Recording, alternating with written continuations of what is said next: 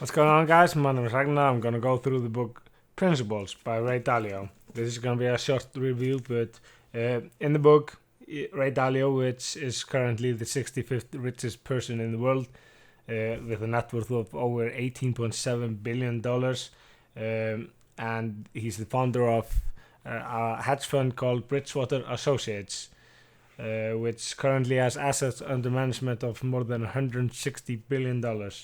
But in the book, Ray talks about two principles: life principles and work principles. So the first part is life principles, where he talks about his life, how he started investing in the stock market when he was 12 years old by saving up money from his caddy job at the golf course, and later on went on to Harvard Business School, and started at a company doing commodity futures, which was completely unheard of for a person from Wall Street or a business background like Harvard Business School. So in the first part, he's talking about his life, his children, how his son made him start in philanthropy, and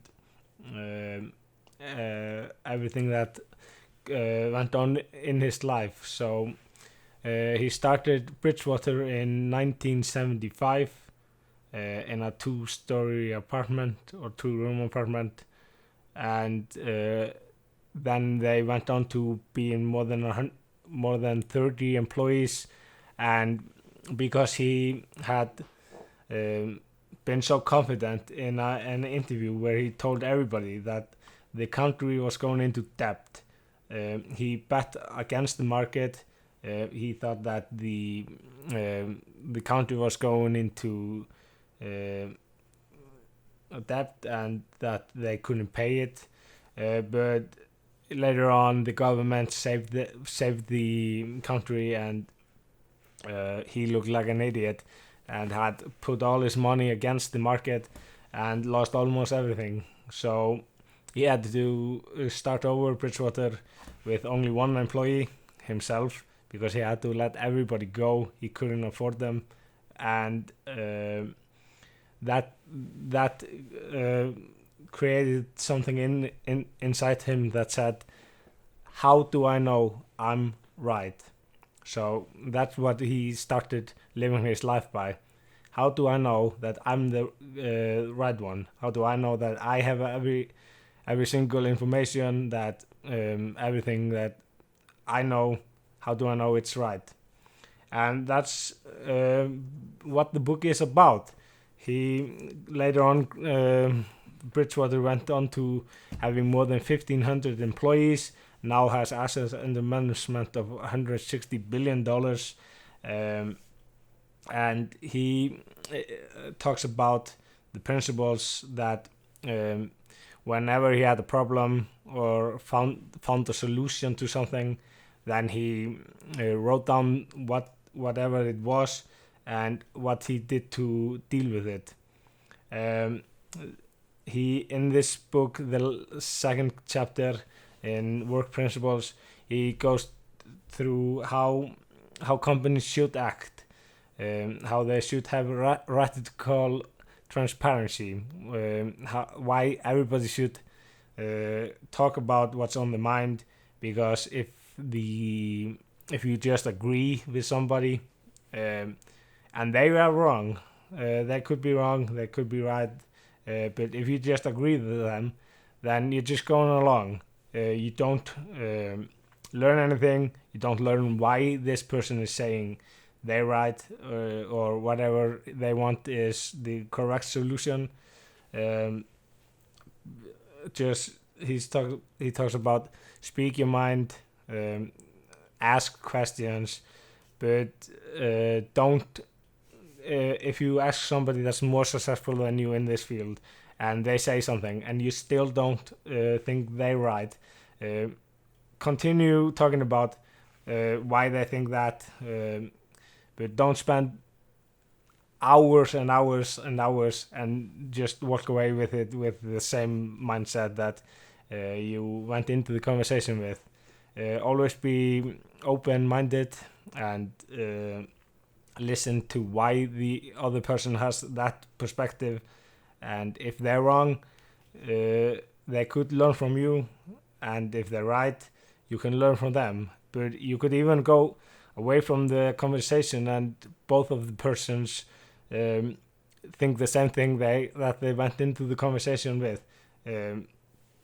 So that's okay, but the majority or the management or somebody has to be responsible to actually say, we are doing this is the solution, and even if you don't agree, you should go along with the approach that the company says is the correct one, because if you're going against whatever the management of the company is saying, and in your mind you're just saying, oh, this will be fine, and you don't follow along what the people are talking about, the solution, then you're just making the company, you're basically making a bad impact on whatever they're doing.